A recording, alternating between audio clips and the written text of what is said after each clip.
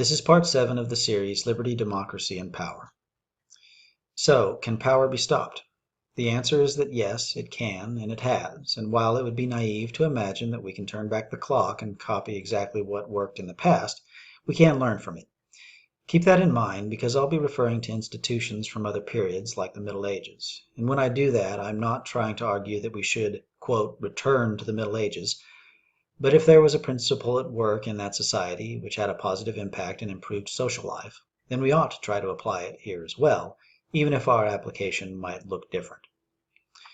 So let's talk about countering power through diversity, divinity, and limits.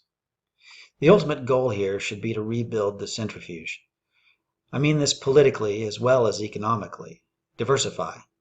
Power is a centralizing, consolidating force. If you don't like to see it succeed, you have to put in place forces or structures that work in the opposite direction.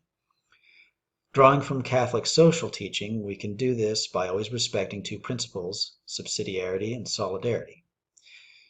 Subsidiarity is respect for autonomy.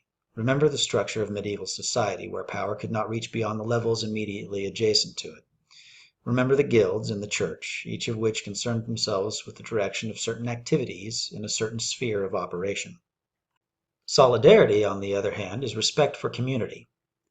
It complements subsidiarity by reminding us that even if we are all separate links in a chain, we are still one chain and rely on each other for stability. This means rejecting individualism and returning to the value of community. Liberalism says that man can be reduced to the selfish individualism of its philosophy, and it builds its principles and arranges society accordingly. Catholic philosophy, on the other hand, says that man is a social being who depends on his peers for the realization of his highest potential. These two principles must come, and they must come together. Subsidiarity alone results in libertarianism or anarchy, while solidarity alone results in statism or communism. Only together can they create an equilibrium between the centrifugal and the centripetal forces in society. If you do this right, you end up with a society of divided interests. The goal is to keep the political interests market as free as possible. How do we create a multiplicity of interests in politics? Well, we know that political power follows economic power. Well, I say that we know that, but actually the problem is we don't. We treat political power as if it could exist in a vacuum. But there is no political power without economic power. The two go together as two sides of one coin. So, if you want a politically empowered, diverse social order, you need an economically empowered social order. You have to abhor concentration in the economy just as in the state, because when you allow the one, you are begging for the other. This is why Catholic social teaching always emphasized that private property is the foundation of a just economy. It's why Pope Leo XIII said that private ownership must be held sacred and inviolable. The law, therefore, should favor ownership, and its policy should be to induce as many as possible of the people to become owners.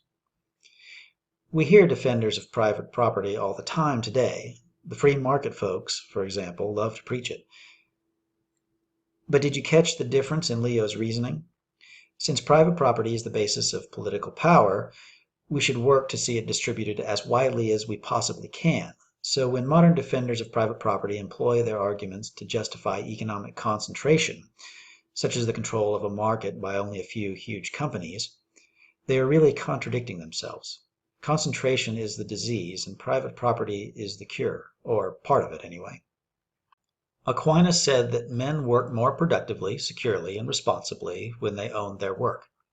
That's why we say that a decentralized ownership society is a society with vested interest in liberty and democracy.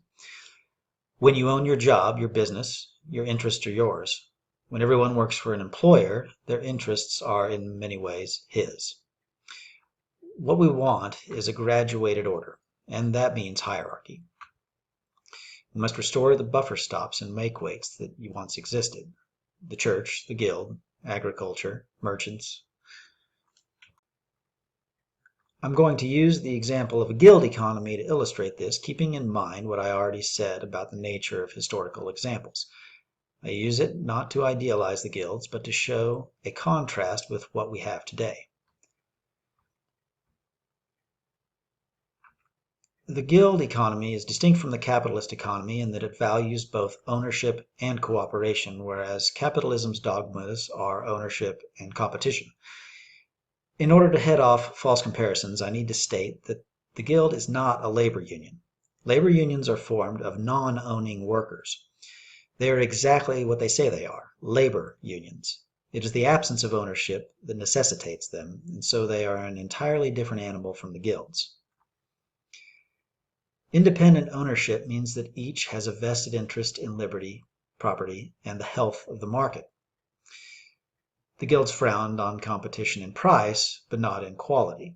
The term hallmark actually comes from the guild quality standards. Guilds had a hall where they conducted their proceedings, and a mark to identify approved products. Trademark is a modification of the term.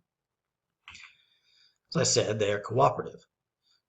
They provided members with insurance against fire, flood, theft, disability, old age, built hospitals, almshouses, orphanages, and schools. They paid for the funerals of their dead, and they assisted poor members and cared for widows and even dowered daughters. The point to notice here is that the guild was able to handle for itself what today must be handled by a variety of third parties who are usually far removed from the actual people they are serving. This is a more personal, local, and efficient arrangement. In order to control concentration, they also limited the number of apprentices to one master. In this way, they were self-regulating. No state bureaucracy was necessary, as it is today, to prevent abuse. Next, we can say that the guilds respected diversity and decentralization. The guilds were immensely diverse. In the leather industry alone, we find skinners, tanners, cobblers, harness makers, saddlers, fine leather goods. In carpentry, there would be chest makers, cabinet makers, boat builders, wheelwrights, coopers, twiners. The list could go on and on. And just as the guilds took care of their members, this decentralization spreads through other institutions like education. According to Arthur Penty, who is a historian and a guildsman, the Masons and Carpenters Guilds were faculties or colleges of education in those arts, and every town was, so to say, a craft university. Corporations of masons, carpenters, and the like were established in the towns. Each craft aspired to have a college hall. The universities themselves have been well named by recent historians scholars' guilds. The same thing happened in the area of law. Members would turn to guild courts before the state courts. Now, finally, we need to address the question of law, and this is probably going to be the most difficult element of the argument to stomach for most folks today. If I thought there were an alternative that would work, something more acceptable to an age conditioned to think in liberal humanistic terms only, I would offer it, but I can't. We have to return to divine sovereignty, and here's why. Popular sovereignty leads to ambulatory law, law that is constantly changing. It leads to a sense of purposelessness in society since it has no objective teleology. Only divine sovereignty can provide a context for social purpose. According to Enlightenment liberalism, which is naturalistic at heart, social life is unnatural. It's a compromise made for convenience by the individual, a sort of contract. According to the Christian tradition, social life is an ordained good, necessary for human fulfillment. Now, it might sound crazy to suggest that America add God to a constitution from which he is conspicuously absent, but actually there was a significant movement to do this after the Civil War in America. The group was called the NRA, not the NRA that we all know. This NRA was the National Reform Association, and they tried to get Lincoln to add a religious amendment to the Constitution.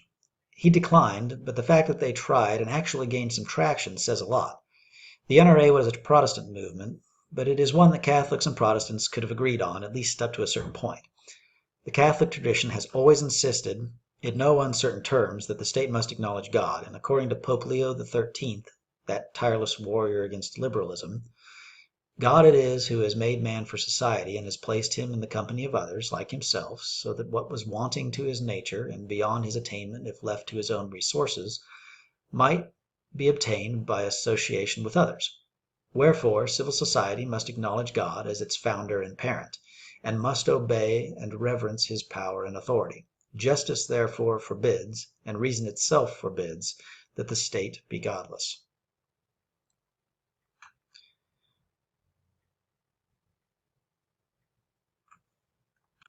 But aside from this, divine sovereignty changes the view of the nature of law in the eyes of everyone. Today, under the influence of liberalism, we have lawmakers. In the regime of divine sovereignty, on the other hand, the end of political power is to realize the law, a law that is objective and eternal. This would give us what we so desperately need, stability in legislation. Referring again to de Juvenal, the life of democracies has been marked by a growth in the precariousness of laws. Anything that might have checked the immediate translation into law of whatever opinion was in vogue have everywhere been swept aside or rendered powerless. The law is no longer like some higher necessity presiding over the life of the country. It has become the expression of the passions of the moment. And again we can refer to James Madison for agreement. The internal effects of a mutable policy are still more calamitous. It poisons the blessings of liberty itself. It will be of little avail to the people that the laws are made by men of their own choice if the laws be so voluminous that they cannot be read, or so incoherent that they cannot be understood. If they be repealed or revised before they are promulgated, or undergo such incessant changes that no man who knows what the law is today can guess what it will be tomorrow. Law is defined to be a rule of action, but how can that be a rule which is little known and less fixed?